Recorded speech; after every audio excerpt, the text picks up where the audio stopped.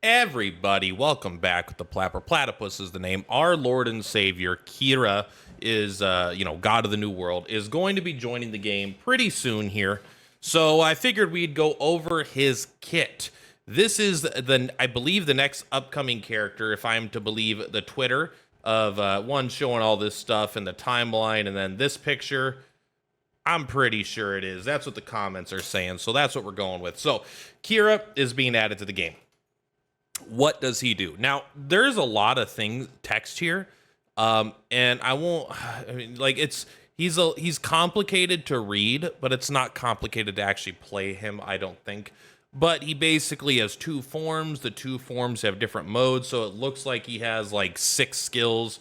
In reality, he just has 2 skills, and they switch between the two, and they operate a little bit differently. But I promise, it is actually pretty simple. Long story short, what does he do?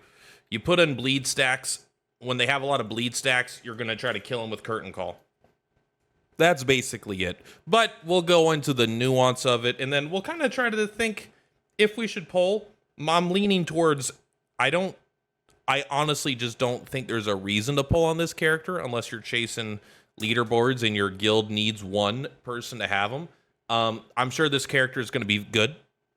I'm sure the character is going to be very fun, but as far as being not having no elements, I mean, there's basically no foes that are going to get knocked down by this guy. I guess he can get crits, so maybe you want to build crit on him, but then whatever. But it's still just like, yeah, I don't think it's going to be good for getting all-out attacks and stuff like that, or weakness damage, so probably not going to be the best in the slot, but this is a character I'm going to attempt to get. I'm going to spend all my currency to try to get a copy. Because I love damage over time mechanics. So that is what he does. First, in order to understand him, we're going to have to look at the awareness, the Reaper's Victory. Also, why this guy's a doctor? It's like he's a doctor, and his number one defining feature is that he's really good at the arcade shooting games. No gun skills. Maybe his gun is really cool, but like I thought that he would be like kind of more closely tied to the gun, but he is not. So he has 2 forms: Mesa, Hunter, and Executioner. He starts in Hunter. Hunter is these ones up here. Executioner are these 2 right over here. In Hunter form, each time you deal a hit of damage, there is a 70% base chance to inflict a stack of bleed. So when it says base chance, this means it could be improved by effective hit rate. It's like a sub-theme of him that he'll like it. So he's probably going to be good with like Seaside Tomoko, maybe Vino, maybe, and depending on the fight. But he does care about effective hit rate, at least a little bit. And then when an enemy with bleed is defeated, you transfer their bleed over to the enemy with the highest HP. So what does bleed do? Bleed is the enemy takes almighty damage based on 1% of their max HP and physical damage based on 4% of his attack. It lasts 4 turns. 4 turns is a really long time for a debuff. But this is like the downside. It only stacks up to 10 times. So this is a pretty fun thing that they did. They took like the best of Curse, and like they combined Curse with fire damage, and they made what I would say is probably the best damage over time ailment, because fire does 5% of their max HP, which is like very good, but it doesn't stack at all. And Curse does 1% of their max HP, and it can stack infinitely, basically, or as high as you can.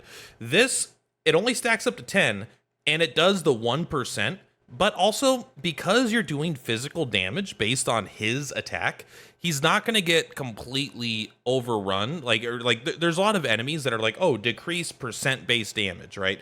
And so the 1% might get like 90% reduced, but he's still going to have a very large part of this bleed taking skill. So when enemies don't resist this, they're taking almighty 1%, like 10% of their HP a turn. So if a boss doesn't have that, they're getting evaporated pretty darn quick.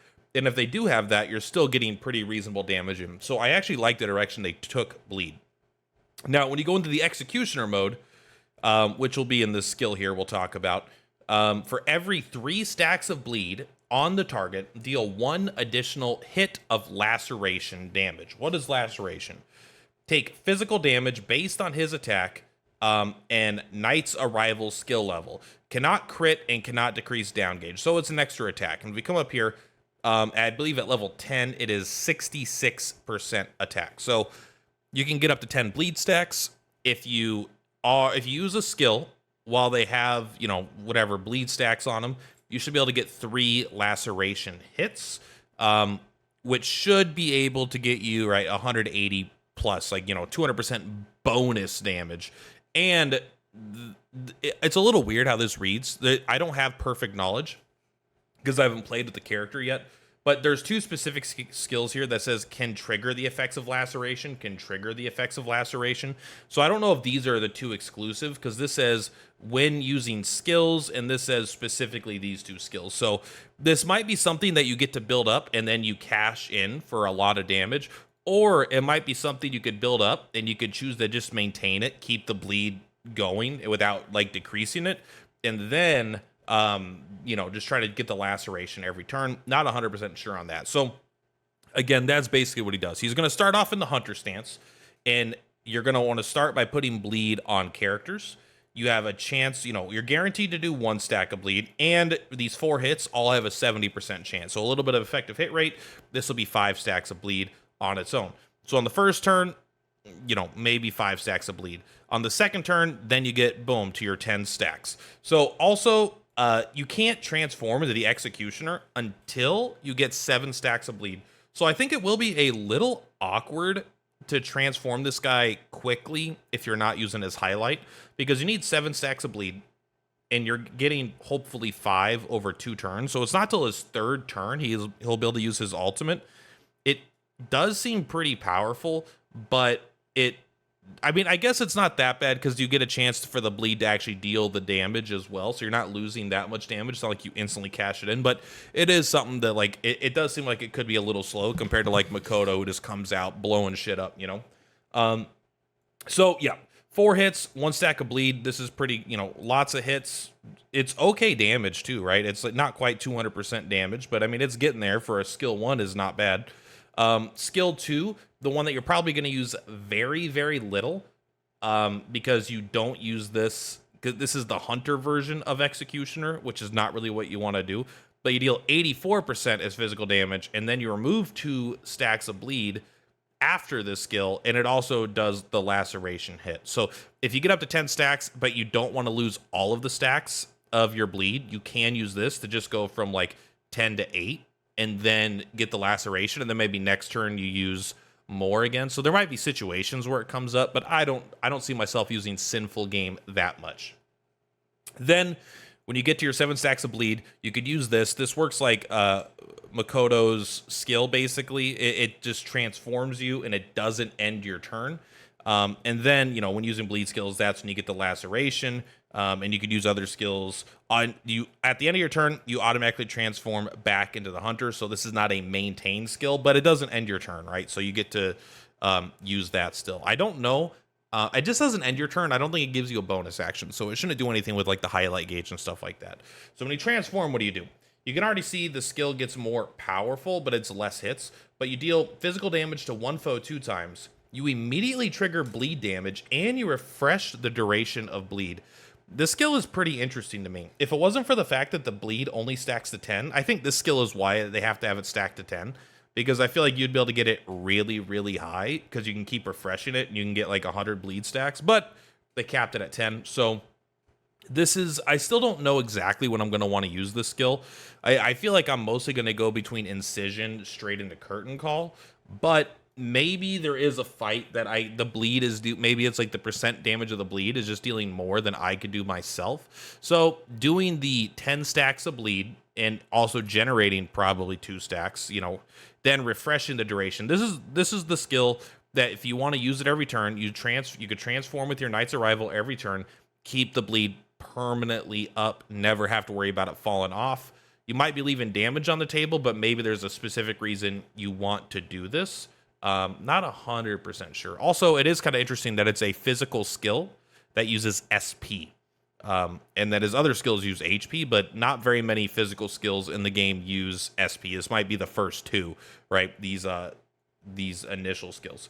Then Curtain Call. This is your big payoff, basically. 200% damage is physical damage to one foe, and then for every 1 stack of bleed on the target, you increase the damage of laceration and the skill damage by 2%. So if they have 10 stacks of bleed, that's 20% more damage on both the skill and on the triple laceration hits. So I don't know, again, if it takes all of it times 20% at the end, or if it makes this 220%, and then it makes all 3 lacerations do 86% instead. It's kind of hard to say, but this does remove all stacks of your bleed afterwards. So this is definitely your biggest, like, kill them hit. I don't know if you kill them with this, if it'll remove their bleed, because he does have the effect of when an enemy dies, their bleed will transfer over to a different character, right? It'll transfer. So maybe you could use this to execute someone and it'll actually not remove their bleed because they're dead, and it'll move it over. We'll have to actually see how that works. So what's kind of interesting to me here is that he has 4 skills, even though, you know, he has 2 skills that transform. So he's kind of got 4 skills, and they all feel similar, but I don't know what the optimal one to use is here. This seems like a less clear, obvious skill 1, skill 2 character than a lot of the characters I've seen. So it's like, maybe I do want to do just a little bit of the, you know, maybe I do want to get the full laceration hits, but not remove all the bleed. So I use my sinful game. Maybe I do want to just keep the bleed going and keep it fully stacked up. So I'm using the lethal pleasure.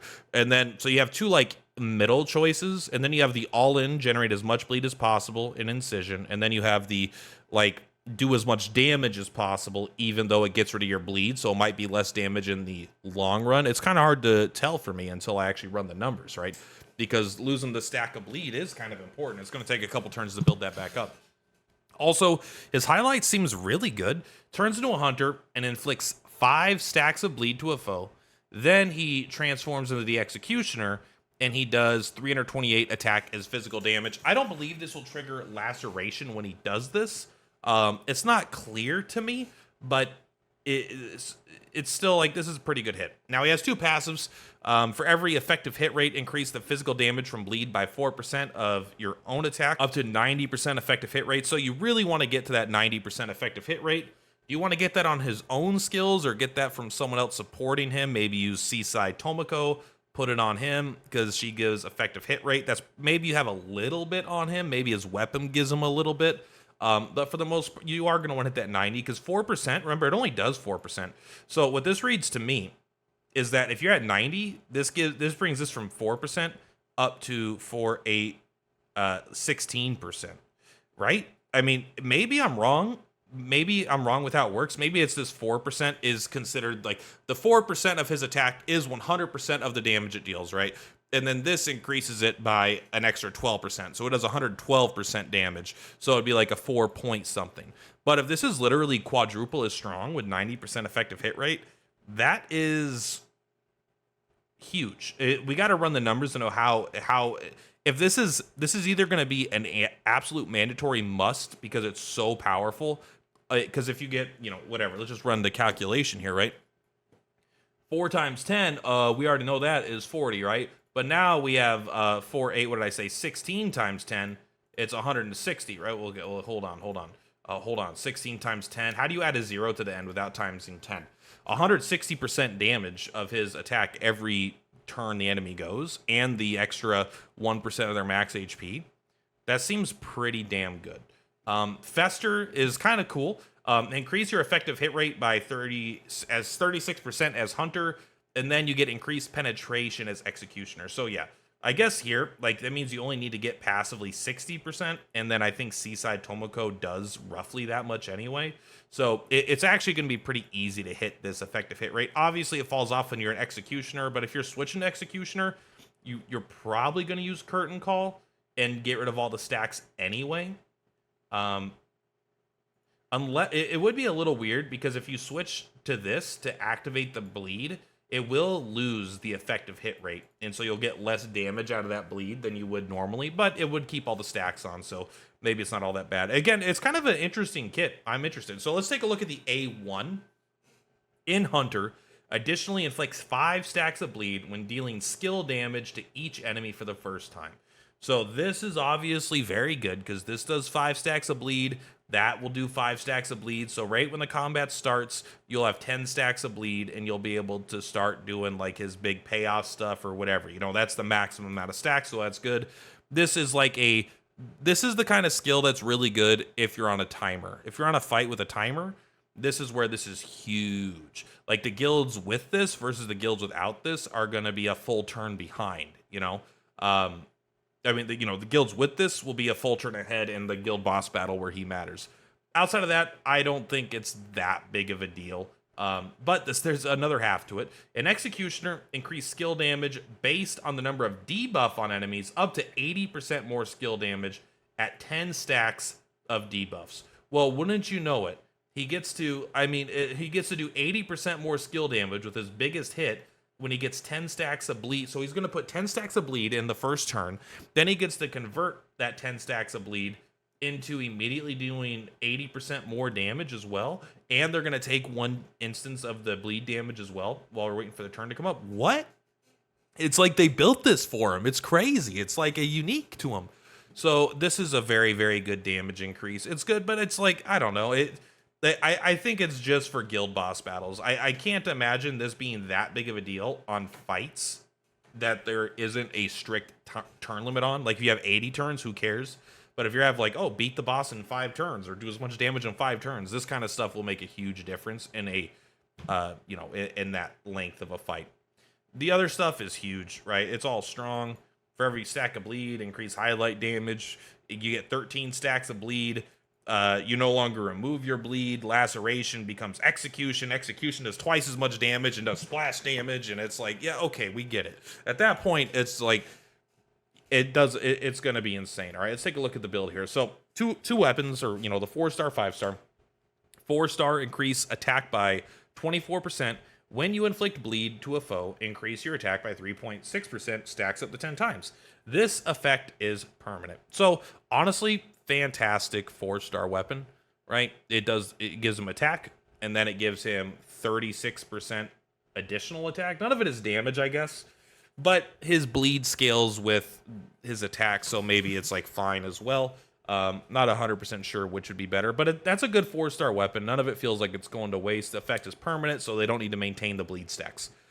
Now let's take a look here. Increase attack by 30%. I think it's normally 34, 36, so that's a little bit weaker, but when dealing damage with laceration, increase the pierce rate by 25%.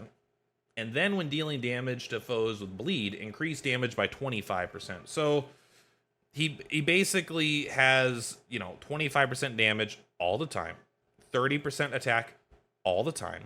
This does actually have a bigger attack stat. His attack stat will be bigger with this weapon in combat. But his 5-star is probably better. But honestly, I'm going to stick to his 4-star. This seems good enough. Like, I like this weapon. This is probably a huge DPS increase. Maybe it's only 25% if you crunch the numbers. Maybe it's 50% stronger over the course of a couple turns. But I honestly think that this weapon just works well. Is my cat crying? He's crying because he wants into the bathroom because my girlfriend's in there getting ready for bed.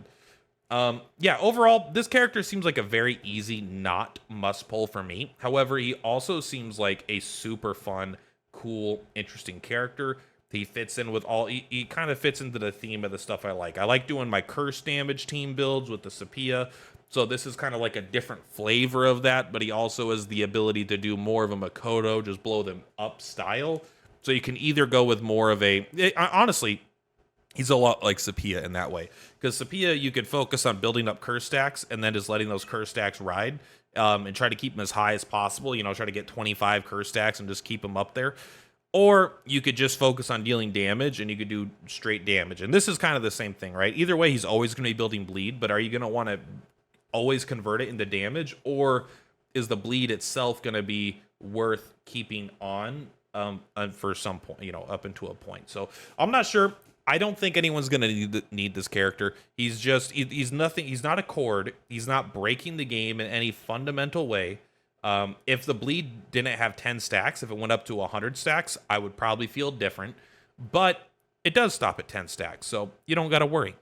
Anyway, guys, that's all for this one. Let me know. Are you thinking about picking up this character when he drops? let me know in the comments down below. Much love, per platypus, per platypus. I'll see you on the flip-flops. Bye!